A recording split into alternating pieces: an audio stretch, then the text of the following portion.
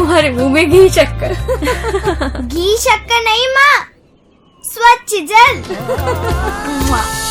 2024 तक देश के सभी 19 करोड़ घरों में पहुंचेगा पीने का साफ पानी। अब होगा हर घर जल। जल जीवन मिशन, जल शक्ति मंत्रालय, भारत सरकार। माँ कब आएगा? अभी आएगा। अरे बोलो ना माँ, कब आएगा? बोला ना, अभी आ जाएगा। ये ले, आ गया कुआं। अरे कुआं नहीं माँ, हमारे घर नल से जल कब आएगा? नल से जल? अरे गुड्डी, बहुत जल्दी आएगा पानी। जल जीवन मिशन आ चुका है। हम 1 कदम उठाएंगे तो सरकार 10 कदम उठाएगी। सच? तुम्हारे मुंह में घी शक्कर। घी शक्कर नहीं माँ, स्वच्छ जल। 2024 तक देश के सभी 19 करोड़ घरों में पहुंचेगा पीने का साफ पानी। अब होगा हर घर जल। जल जीवन मिशन, जल शक्ति मंत्रालय, भारत सरकार।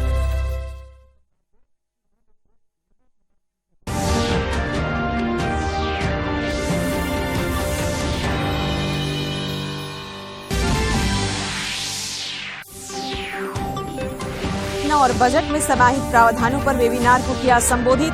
कहा, बजट में 21वीं सदी के भारत के विकास की गति शक्ति निर्धारित। विधानसभा के बजट सत्र में चालू वित्त वर्ष के लिए 2698 करोड़ रुपए से अधिक का तृतीय अनुपूरक बजट पेश। राज्यपाल के अभिभाषण पर वाद विवाद में पक्ष विपक्ष के सदस्यों ने लिया हिस्सा। विधानसभा में नमाज स्थल बनाने के विरोध में विधानसभा घेराव मामले में सांसद संजय सेठ समेत 4 भाजपा नेताओं ने न्यायालय में किया सरेंडर, जमानत पर मिली बेल। और देवघर स्थित बाबा बैजनाथ मंदिर में विधि विधान से की गई पंचशूल की पूजा। बाबा मंदिर और पार्वती मंदिर के गुंबज पर पुनः स्थापित किया गया पंचशूल।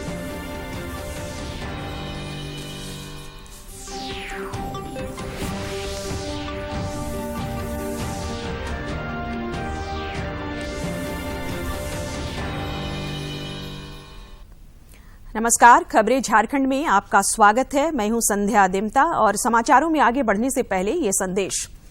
कोरोना वायरस के नए स्वरूप ओमिक्रॉन को देखते हुए आपसे अपील है कि सतर्क रहें और पूर्ण टीकाकरण कराएं। 15 से 18 वर्ष के किशोरों और अन्य लोगों के टीकाकरण में भी मदद करें। सुरक्षित रहने के लिए कृपया 3 सरल उपायों का पालन अवश्य करें। मास्क पहनें, 2 गज की सुरक्षित दूरी बनाए रखें, हाथ और चेहरा साफ रखें। कोविड से संबंधित किसी भी जानकारी और मार्गदर्शन के लिए राष्ट्रीय हेल्पलाइन नंबर 0112397846 और 1075 पर संपर्क करें। और अब समाचार विस्तार से। प्रधानमंत्री नरेंद्र मोदी ने कहा है कि वर्ष 2022-23 के बजट ने 21वीं सदी के भारत के विकास की गति शक्ति निर्धारित कर दी है। गति शक्ति योजना की परिकल्पना और बजट में समाहित प्रावधानों पर वेबिनार को संबोधित करते हुए प्रधानमंत्री ने कहा कि आधारभूत संरचना पर आधारित विकास से देश की अर्थव्यवस्था और मजबूत होगी तथा रोजगार के नए अवसर पैदा होंगे। को संबोधित किया। इस साल में आम बजट में घोषित पीएम गतिशक्ति राष्ट्रीय मास्टर प्लान पर गतिविधियों को आगे बढ़ाते हुए वाणिज्य और उद्योग मंत्रालय का उद्योग और आंतरिक व्यापार संवर्धन विभाग ने बजट के बाद का अपना पहला वेबिनार आयोजित किया, जिसमें प्रधानमंत्री ने ये बात कही। प्रधानमंत्री नरेंद्र मोदी ने वेबिनार को संबोधित करते हुए कहा है कि इस साल के बजट में 21वीं सदी के भारत के विकास की गतिशक्ति निर्धारित कर दी है। प्रधानमंत्री ने कहा कि इससे रोजगार की अनेक संभावनाएं पैदा होंगी। इस साल के बजट ने 21वीं सदी के भारत के विकास की गतिशक्ति निर्धारित कर दी है।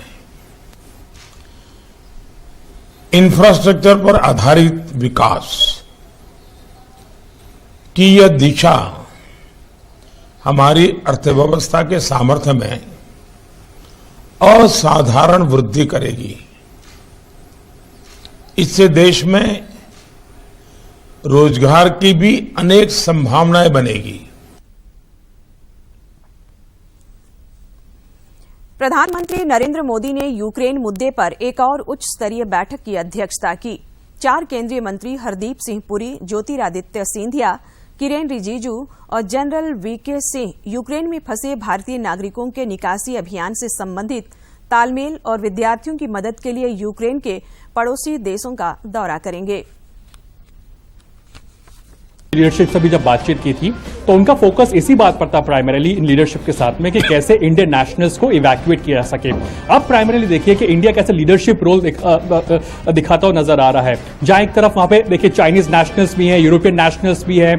यहाँ पे आप देखेंगे जो देश हैं वो एक तरह से कह रहे हैं कि आप वेट एंड वॉच कर रहे हैं, जहां पर है वहां पर ही अपने नेशनल्स को कह रहे हैं। लेकिन भारत यहाँ पर 4 कैबिनेट मिनिस्टर्स को डायरेक्टली ऑन ग्राउंड यानी कि ग्राउंड जीरो पर भेजता है। ये cabinet ministers primarily as a special envoy ground zero पर जा रहे हैं। हरदीप सिंह पुरी एक तरह से ये फॉर्मर डिप्लोमैट भी रह चुके हैं। ऐसी सिचुएशन में बहुत जरूरी होता है कि डिप्लोमैटिक नेगोशिएशंस कैसे किए जा सके ग्राउंड जीरो के ऊपर। तो इनसे बेहतर आज की तारीख में पूरे देश में कोई नहीं है कि फॉर्मर डिप्लोमैट और हाल ही में जो senior cabinet minister Hardeep Singh Puri उनको भेजा जा रहा है। जनरल वीके सिंह जा रहे हैं।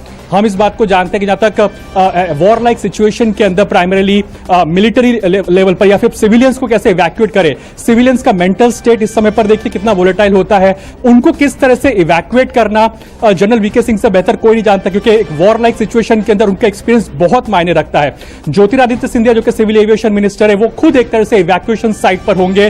वो ग्राउंड जीरो पर जब होंगे तो जाहिर सी बात है कि इतने एयरक्राफ्ट को और वहां पर डिप्लॉयमेंट करना है। एक यंग कैबिनेट मिनिस्टर है तो उनका एक्सपीरियंस एक तरह से एविएशन मिनिस्टर के तौर पर भी बहुत वहां पे काम आएगा। अभी हम जानते हैं कि स्पाइस जेट भी एक प्राइवेट एयरलाइन, इससे पहले एयर इंडिया और अब स्पाइस जेट भी एक और एयरलाइन कैरियर अपने एयरक्राफ्ट को डिप्लॉय कर रहा है इवैक्यूएशन प्रोसेस के लिहाज से जो यूक्रेनियन बॉर्डर्स के साथ जो कंट्री है वहां पर। और साथ ही किरेन रिजिजू भी इस प्रक्रिया में शामिल होंगे कि यंगस्टर से काफी कनेक्ट रखते हैं। 18,000 से ज्यादा माना जा रहा है कि जो इंडियन नेशनल्स है वहां पर फंसे हुए हैं, ज्यादातर स्टूडेंट्स वहां पर फंसे हुए हैं। तो एक तरफ भारत यहाँ पे लीडरशिप रोल निभाता दिखाई दे रहा है, यहाँ पे प्रधानमंत्री का फोकस पूरी तरह से इंडियन नेशनल्स के इवैक्यूएशन के ऊपर है। ऑपरेशन गंगा के तहत यूक्रेन में फंसे हुए भारतीयों को सफलतापूर्वक घर वापस लाने के लिए लगातार अभियान जारी है। इस बीच 249 भारतीय नागरिकों को लेकर 5वीं बुखारेस्ट से दिल्ली पहुंची है। छात्रों ने स्वदेश पहुंचने पर खुशी जताई और केंद्र सरकार को धन्यवाद दिया। 50 भारतीय नागरिकों को लेकर 5वीं उड़ान बुखारेस्ट से दिल्ली पहुंची है। छात्रों ने स्वदेश पहुंचने पर खुशी जताई और केंद्र सरकार का धन्यवाद अदा किया।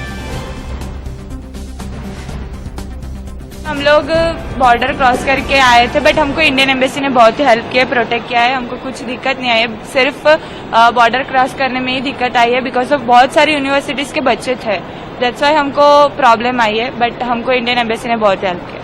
आज ही हम लोग आए हैं और गवर्नमेंट ने बहुत ज्यादा हमारी मदद करी है।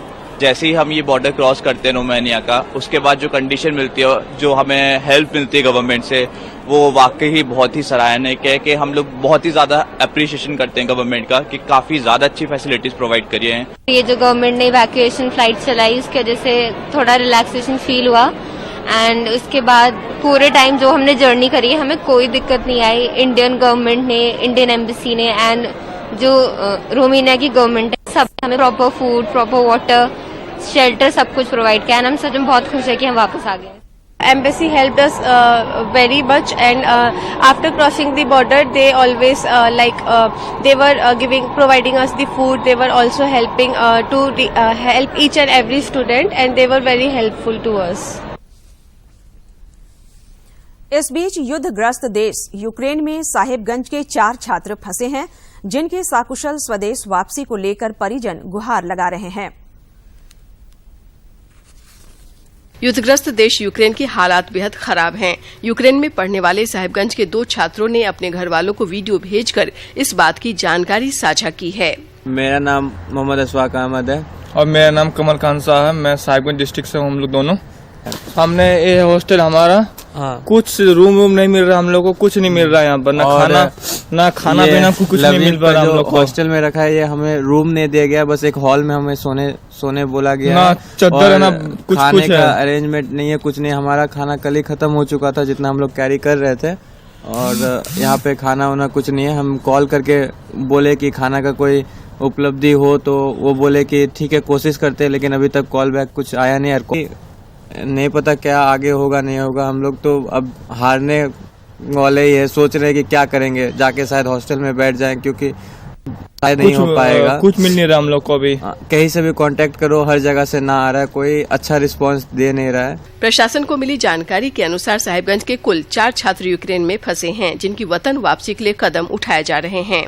4 बच्चे हमारे जो है यूक्रेन में मेडिकल की पढ़ाई कर रहे हैं, जो जिसमें से एक बच्चे का हमको भी कॉल भी आया है व्हाट्सएप पे, and that boy is saying कि भाई हम पोलैंड बॉर्डर की तरफ जा रहे हैं और यूक्रेन बॉर्डर जब क्रॉस करेंगे तो वहां पे हमारी मदद हो जाए। They are calling external affairs also. तो हम लोगों ने यहाँ से कंफर्म करके भेज दिया है। इधर बच्चों के युद्धग्रस्त देश यूक्रेन में फंसे रहने से उनके अभिभावकों की चिंताएं बढ़ गई हैं। जिले के बरहरबा प्रखंड कोटलपोखर निवासी दिव्यासागर साहा का पुत्र कमलाकांत साहा भी यूक्रेन में रहकर MBBS प्रथम वर्ष की पढ़ाई कर रहा है। इधर फिर से वहाँ से मैसेज गया जनाब पोलैंड नहीं जाना है।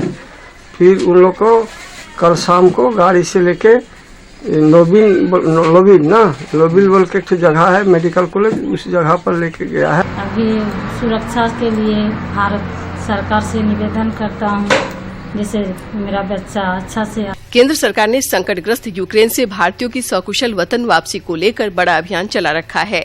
उम्मीद की जानी चाहिए कि साहिबगंज जिला निवासी कमलकांत साहा, मोहम्मद अशफाक, मशरूर अहमद और शिवकांत ओझा जल्द अपनों के बीच होंगे। साहिबगंज से संजय गुप्ता की रिपोर्ट। झारखंड विधानसभा में बजट सत्र के दूसरे दिन आज वित्त मंत्री डॉक्टर रामेश्वर उरांव ने चालू वित्तीय वर्ष का तृतीय अनुपूरक बजट पेश किया। उन्होंने 2698 करोड़ रुपए से अधिक का अनुपूरक बजट पेश किया। इससे पहले विधानसभा अध्यक्ष ने मनीष जायसवाल, डॉक्टर लंबोदर महतो, अनंत ओझा, अपर्णा सेन गुप्ता, अमित यादव और अमित कुमार मंडल के कार्यस्थगन को अमान्य कर दिया।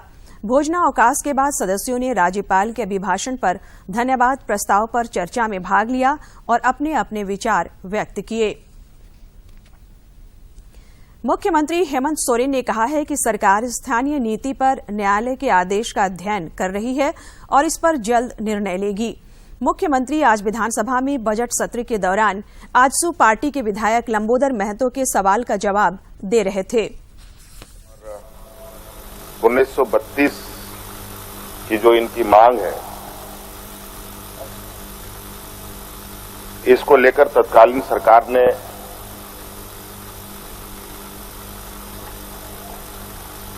एक स्थानीयता नीति परिभाषित भी किया था। देखो राज्य के अंदर इस विषय को लेकर क्या स्थिति बना वो हम सब जानते हैं अध्यक्ष महोदय, और इस विषय को उच्च न्यायालय ने भी निरस्त कर दिया था अध्यक्ष महोदय। और अध्यक्ष महोदय, सरकार राज्य के स्थानीय मूलवासी आदिवासियों के प्रति गंभीर है और अध्यक्ष महोदय जो न्यायालय का आदेश है उसका अध्ययन किया जा रहा है अध्यक्ष महोदय, और शीघ्र ही इस पर सरकार निर्णय लेगी अध्यक्ष महोदय। इधर राज्य में स्थानीय नीति, नियोजन नीति और भाषाई नीति को लागू करने की मांग को लेकर आदिवासी मूलवासियों ने आज रांची में प्रदर्शन किया। लोगों का कहना है कि दूसरे राज्यों में जिस प्रकार से सरकार स्थानीय लोगों के अधिकार को संरक्षित करती है, उसी प्रकार यहां की सरकार को भी यहां के लोगों के अधिकारों को संरक्षित करना चाहिए। मौके पर पूर्व शिक्षा मंत्री गीताश्री उरांव समेत सैकड़ों लोग मौजूद थे। मुख्यमंत्री हेमंत सोरेन ने कहा है कि जामताड़ा में बराकर नदी में पिछले दिनों हुई नाव दुर्घटना को लेकर वे गंभीर हैं। उन्होंने सदन को अवगत कराया कि जल्द ही बराकर नदी पर पुल निर्माण कार्य पूरा करा लिया जाएगा। ये प्रश्न नीति प्रश्नों में नहीं आता, आकस्मिक ये योजना विशेष प्रश्न है अध्यक्ष महोदय। लेकिन माननीय विधायक दोनों हमारे अपर्णा सेन जी और इरफान अंसारी जी ने मुझे व्यक्तिगत रूप से भी आकर के इस संदर्भ में बताया है। एक मार्मिक घटना वहां घटी है अध्यक्ष महोदय, नाव पलटने से, और हमारी चिंताएं हैं, और फिर भी मैं इसका जवाब दे देता हूं अध्यक्ष महोदय। इस पुल का फिजिबिलिटी ये आकलन कराया जाएगा अध्यक्ष महोदय। फिर इसका अध्यक्ष महोदय हम लोग जल्द डीपीआर बना लेंगे अध्यक्ष महोदय, और जल्द उससे हो सकता है अध्यक्ष महोदय ये बहुत बड़ा पुल भी बन सकता है, हो सकता है उसका बजट भी बढ़ सकता है अध्यक्ष महोदय, और धन की उपलब्ध करा करके अध्यक्ष महोदय उसको बनवा लिया जाएगा। मुख्यमंत्री हेमंत सोरेन ने कहा है कि महिला उत्पीड़न का कारण सिर्फ शराब नहीं है। ऐसे में राज्य में शराबबंदी का कोई प्रस्ताव विचाराधीन नहीं है। मुख्यमंत्री विधानसभा में कांग्रेस विधायक दीपिका पांडे सिंह के सवाल का जवाब दे रहे थे। और फिलहाल शराबबंदी को लेकर सरकार के पास कोई प्रस्ताव विचाराधीन नहीं है।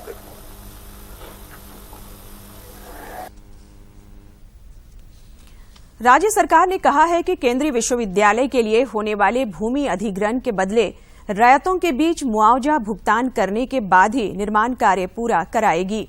इस आशय की जानकारी विधानसभा में मंत्री जोबा मांझी ने विधायक बंधु तिर्की के एक सवाल के जवाब में दी। रांची के सांसद संजय सेठ और पार्टी प्रवक्ता प्रतुल शाहदेव ने रांची के सिविल कोर्ट में स्पेशल जज अनामिका किस्कू के न्यायालय में आज आत्मसमर्पण किया। उनके अलावा भाजपा नेत्री नीलम चौधरी और रेखा महतो ने भी सरेंडर किया। उच्च न्यायालय से अग्रिम जमानत याचिका नामंजूर होने के बाद नेताओं ने कोर्ट में सरेंडर किया। न्यायालय ने 25-25 हजार रुपये के 2 मुचलकों पर जमानत दी। गौरतलब है कि विधानसभा में नमाज स्थल बनाने के विरोध में विधानसभा घेराव के बाद पुलिस द्वारा भाजपा नेताओं पर मामला दर्ज किया गया था।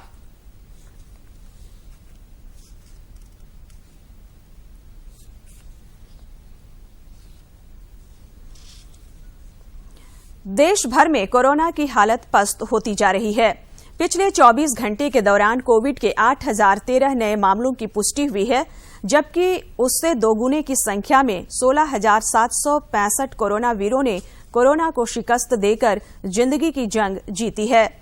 देश में फिलहाल कोरोना के 1,02,601 सक्रिय मामले हैं। इधर झारखंड में भी कोरोना संक्रमण का आंकड़ा लगातार घट रहा है।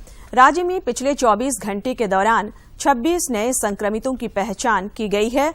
कई जिलों में एक भी मामला सामने नहीं आया है।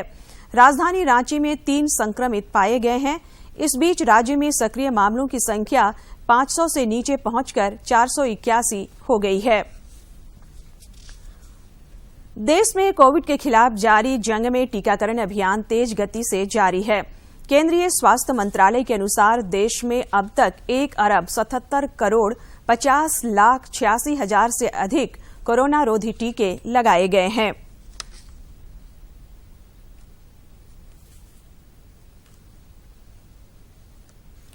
देश के लोक सेवा प्रसारक दूरदर्शन और आकाशवाणी में तकरीबन 34 वर्ष पूरे समर्पण के साथ सेवा देने के बाद डीडी झारखंड के कार्यक्रम प्रमुख सुबोध कुमार आज सेवानिवृत्त हो गए।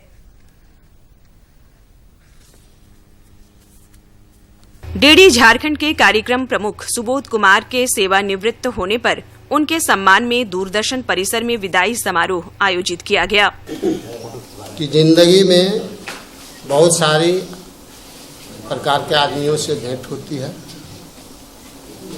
अगर आपको अच्छा रिलेशन बनाए रखना है तो जो भी आदमी जिस परिस्थिति में हो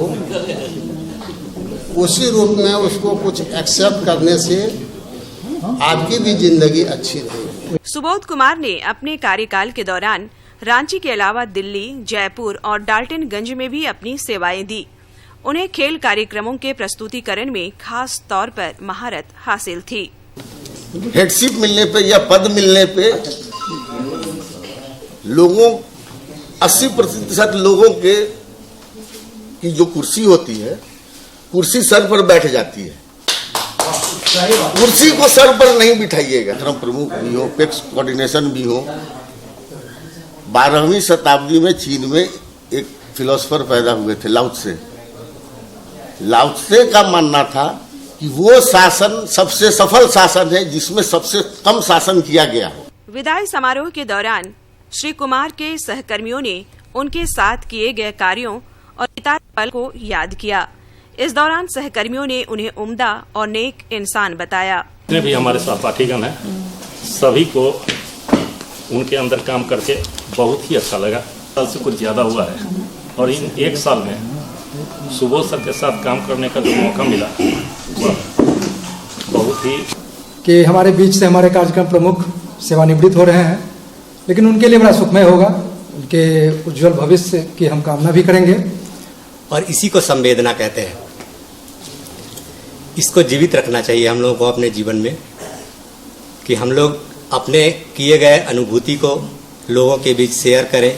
इस 30-35 साल जो आप काम करते हैं एक सरकारी सेवक के तौर पे, तो वो यात्रा आपकी कैसी रहती है, वो बहुत महत्वपूर्ण है। कहाँ से शुरू करें कुछ समझ में नहीं आता है।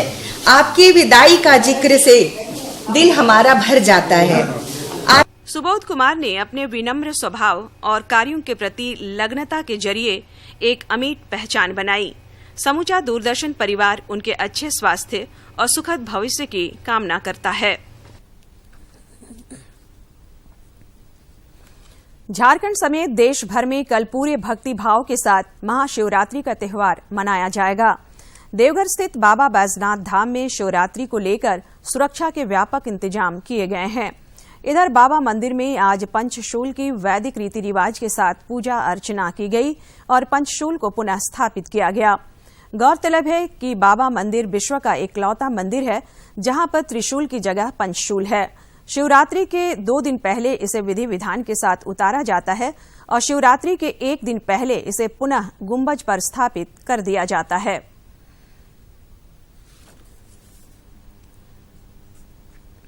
देवघर बाबा मंदिर में हजारों शिव भक्तों ने पुलिस और प्रशासनिक अधिकारियों तथा प्रधान पुरोहितों की उपस्थिति में पंचशूल उतारने की अलौकिक प्रक्रिया के दर्शन किए।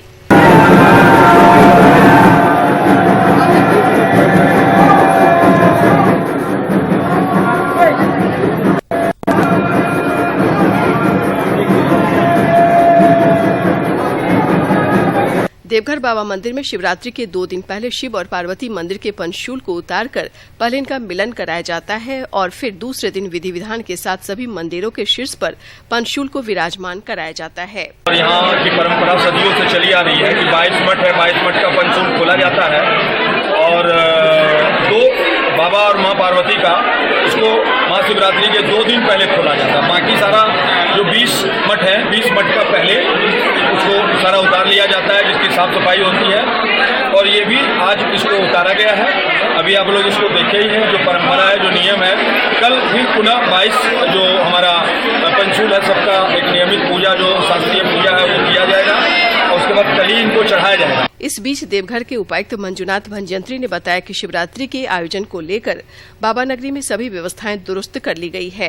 इस साल महाशिवरात्रि के 1 मार्च को जो शुरू होगा उसके लिए हम लोगों ने पक्का इंतजाम किया। खासकर सब अतिरिक्त सुरक्षा बलों को भी मंगवाया गया है और मजिस्ट्रेट्स को भी सभी जगह हम लोग डिप्यूट किए हैं।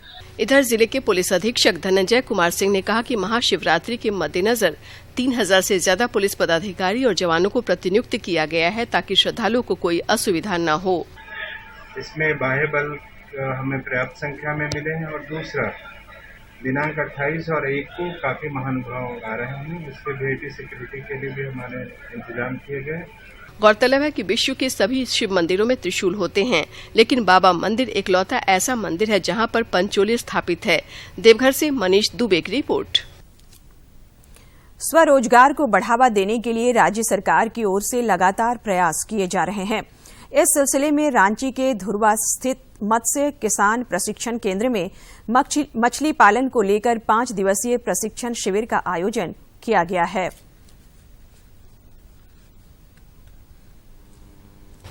राज्य में मत्स्य पालन को बढ़ावा देने के साथ ही किसानों को इस दिशा में आत्मनिर्भर बनाने के उद्देश्य से मत्स्य विभाग की ओर से प्रशिक्षण शिविर का आयोजन किया गया है।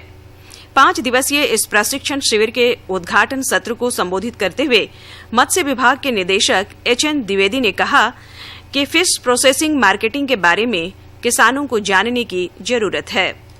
रियरिंग तालाब मत्स्य प्रबंधन की जानकारी दी जाती है, हैचरी प्रबंधन की जानकारी दी जाती है, रंगीन मछलियों के मत्स्य पालन की जानकारी दी जाती है, फिश प्रोसेसिंग और मार्केटिंग की जानकारी दी जाती है।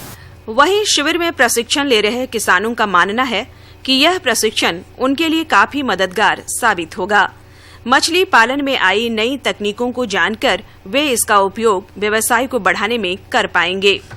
मत्स्य पालन की जानकारी बहुत से ले रही हूँ और हम लोग का तालाब है उसमें से मत्स्य पालन करूँगी और यही प्रशिक्षण हम लोग को तरह तरह की मछलियाँ हम लोग का नाम बताया जा रहा है, उसमें हम लोग को जानकारी हो रही है। तो बेरोजगारी अभी जिस चरम पे है, हम लोग रोजगार के लिए भटक रहे थे, तो एक अच्छा ऑप्शन मिला हम लोग का रोजगार पाने का, अपना स्वरोजगार इसको बोल सकते हैं हम। हाँ, ट्रेनिंग ले रहा हूँ और अपना जमीन में कम से कम 2 एकड़ के रेंज में अपना मछली पालन करूंगा और रोजगार पाऊंगा और समाज के लिए भी काम करूंगा। मछली पालन के क्षेत्र में झारखंड लगातार प्रगति कर रहा है।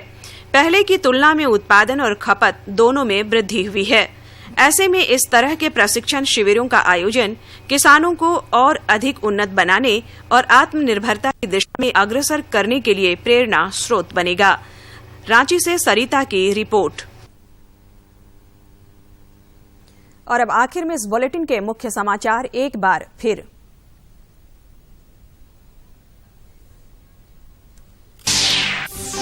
प्रधानमंत्री ने गति शक्ति योजना की परिकल्पना और बजट में समाहित प्रावधानों पर वेबिनार को किया संबोधित। कहा, बजट में 21वीं सदी के भारत के विकास की गति शक्ति निर्धारित। विधानसभा के बजट सत्र में चालू वित्तीय वर्ष के लिए 2698 करोड़ रुपए से अधिक का तृतीय अनुपूरक बजट पेश। राज्यपाल के अभिभाषण पर वाद विवाद में पक्ष विपक्ष के सदस्यों ने लिया हिस्सा। विधानसभा में नमाज स्थल बनाने के विरोध में विधानसभा घेराव मामले में सांसद संजय सेठ समेत 4 भाजपा नेताओं ने न्यायालय में किया सरेंडर, जमानत पर मिली बेल। और देवघर स्थित बाबा बैजनाथ मंदिर में विधि विधान से की गई पंचशूल की पूजा। बाबा मंदिर और पार्वती मंदिर के गुंबज पर पुनः स्थापित किया गया पंचशूल।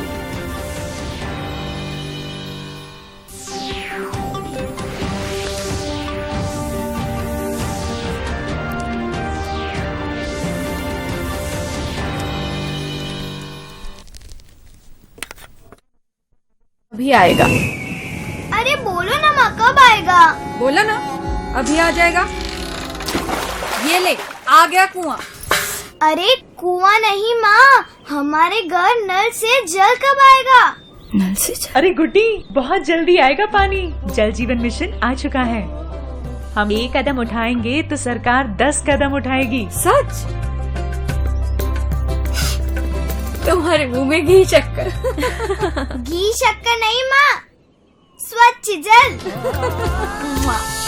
2024 तक देश के सभी 19 करोड़ घरों में पहुंचेगा पीने का साफ पानी। अब होगा हर घर जल। जल जीवन मिशन, जल शक्ति मंत्रालय, भारत सरकार।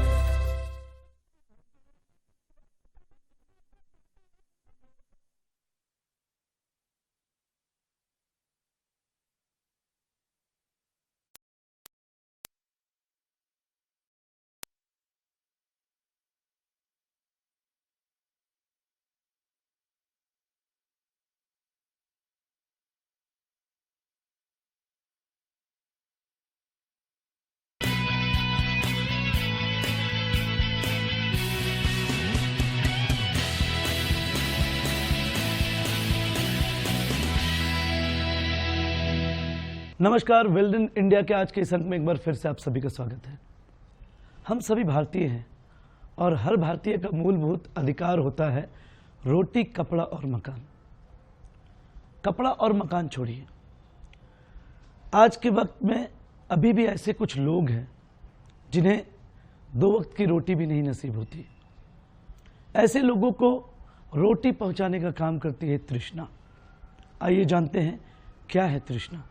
तृष्णा कोई सरकारी या गैर सरकारी संस्था नहीं, बल्कि बोकारो वासियों का निस्वार्थ एवं संगठित प्रयास है, जिसका उद्देश्य दिव्यांगों, मानसिक एवं शारीरिक रूप से असक्षम असहाय लोगों का सर्वांगीण विकास करना है। इस उद्देश्य में कोई रुकावट न आए, इसलिए तृष्णा में कोई अध्यक्ष, सचिव, कोषाध्यक्ष का कॉन्सेप्ट नहीं है। तृष्णा के सभी मेंबर बराबर हैं और सभी गरीबों की सहायता करने की भावना से